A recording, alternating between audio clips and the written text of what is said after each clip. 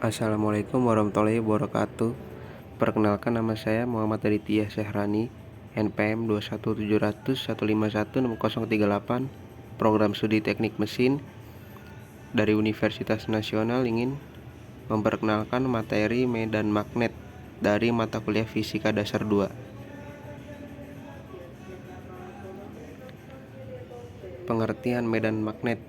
Medan magnet merupakan sebuah gambaran yang biasa kita gunakan untuk mempresentasikan bagaimana gaya magnet terdistribusi di antara suatu benda bermagnet atau di sekitar benda bermagnet tersebut.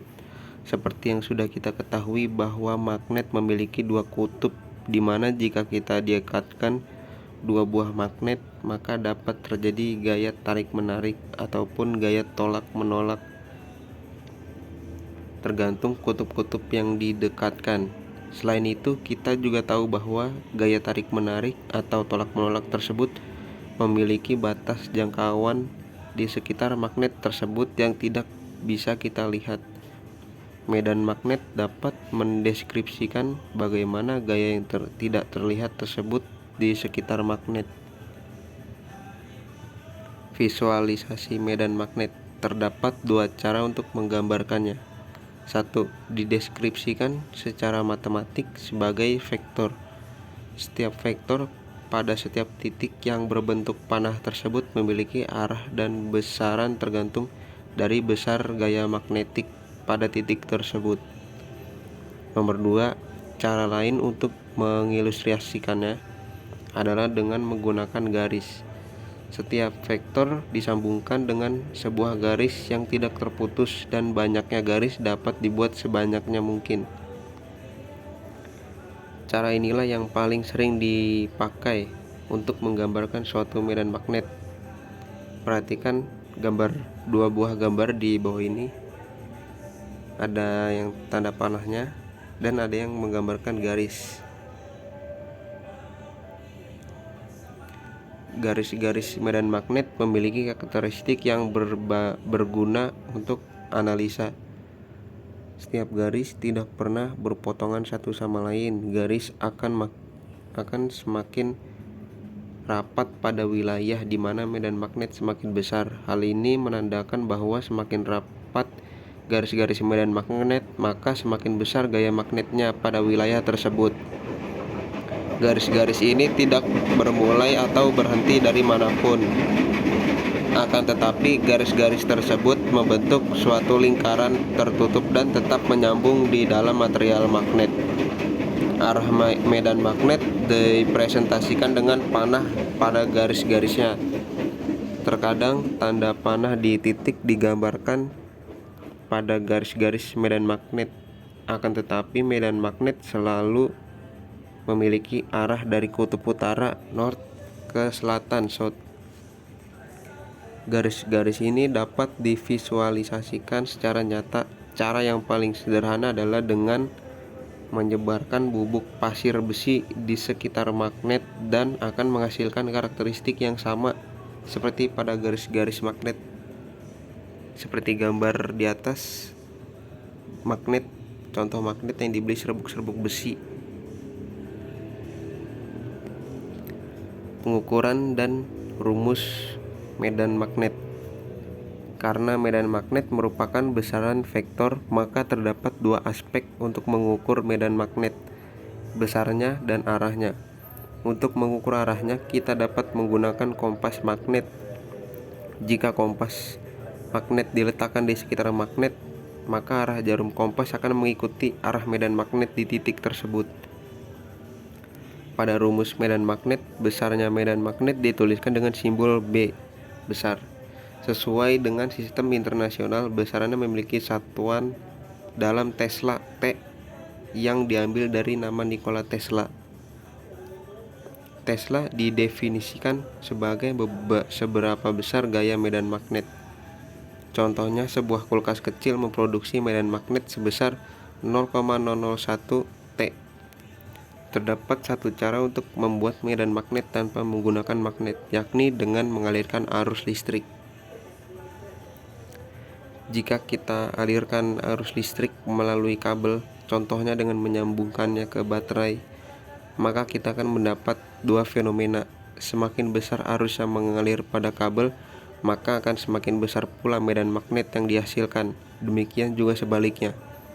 Sesuai dengan hukum Ampere, besar medan magnet yang dihasilkan dapat dihitung dengan rumus B sama dengan mol per 2 mol R, di mana I adalah besar arus listrik, R jarak dari kabel, dan mol 0 merupakan konstanta permeabilitas. Untuk mengetahui arahnya, kita dapat menggunakan prinsip tangan kanan. Ibu jari merupakan arah aliran listrik dan jari-jari lainnya menunjukkan arah medan magnet di sekitar kabel. Perhatikan gambar di bawah ini. Contoh soal medan magnet dan pembahasannya. Contoh soal 1. Perhatikan gambar di atas. Sebuah kabel beralirkan arus listrik ditempatkan di dekat kompas magnet. Berapa besar arus listrik dan arahnya yang dibutuhkan untuk meniadakan medan magnet bumi terhadap kompas sehingga kompas menjadi tidak berfungsi? Medan magnet bumi diasumsikan sebesar 5 kali 10 pangkat minus 5 T. Pembahasan dengan menggunakan rumus medan magnet yang seperti tadi, dapat dicari besar arus listrik yakni I sama dengan B 2 pi R dibagi mo 0. Diketahui bahwa jarak R dari kompas ke kabel sebesar 0,05 m. Maka didapat I sama dengan 5 kali 10 pangkat 5 T dikali 2 pi 0,05 mili dibagi 4 pi kali 10 pangkat minus 7 Tesla mili per ampere. Jadi I sama dengan 12,5 ampere. Dengan menggunakan kaidah tangan kanan, kita harus menempatkan ibu jari kita ke bawah agar jari-jari yang lain memiliki arah yang berlawanan dengan medan magnet kompas sehingga arah arus harus menembus menuju kertas atau layar menjauhi kita. Contoh soal 2. Berdasarkan soal sebelumnya, jika diketahui bahwa arus yang dapat dialirkan melalui kabel hanya sebesar 1,2 ampere, berapa besar jarak R untuk tetap meniadakan medan magnet bumi terhadap kompas? Pembahasan dengan menggunakan rumus medan magnet. Rumus yang tadi dapat dicari jarak R yakni R sama dengan mo 01 dibagi 2 pi B. Dari persamaan di atas diketahui bahwa besar arus listrik I sebanding dengan jarak R, sehingga jika arus listriknya diperkecil menjadi 1/10 dari sebelumnya, maka besar jarak R juga mengecil 1/10 dari besar sebelumnya. Maka jarak R sebesar 0,005 atau 5 mm. Penerapan medan magnet di kehidupan sehari-hari. 1. Elektromagnet. Penerapan medan magnet dalam kehidupan sehari-hari yang pertama adalah penggunaan bel rumah. Kenapa bisa jadi saat kita menekan bel, elektromagnet akan menggerakkan striker untuk membuat bel berbunyi. Contoh lainnya adalah speaker.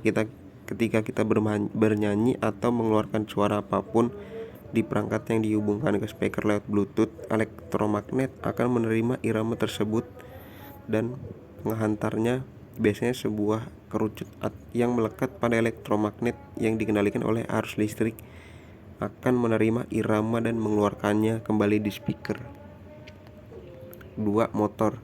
Motor di sini bukan sepeda motor yang biasa kita lihat di jalan, melainkan mesin yang dapat mengubah energi menjadi sebuah gerak. Penerapan medan magnet dalam kehidupan sehari-hari. Dalam motor menggunakan medan magnet supaya bisa memutar poros karena arus listrik yang mengalir ke motor bervariasi. Mereka bekerja sama untuk membentuk medan magnet yang naik turun untuk mendorong inti motor di sekitarnya. Motor ini ada di mana-mana dan bisa dibilang di semua tempat. Coba biasanya cek di mobil, komputer, atau di pintu lift. Yang ketiga, levitasi magnetik. Levitasi magnetik atau maglev adalah penerapan medan magnet dalam kehidupan sehari-hari pada kereta listrik agar kereta bisa melaju sangat cepat. Ini juga yang sering digunakan oleh kereta listrik di Jepang, yaitu Shinkansen. Jika kereta api dapat naik tepat di atas rel, maka medan magnet gesekan akan semakin kecil dan akan mudah untuk memindahkan kereta dan membuatnya bergerak cepat. Untuk materi ini sampai sekian dari saya. Terima kasih sudah menyimak. Wassalamualaikum warahmatullahi wabarakatuh.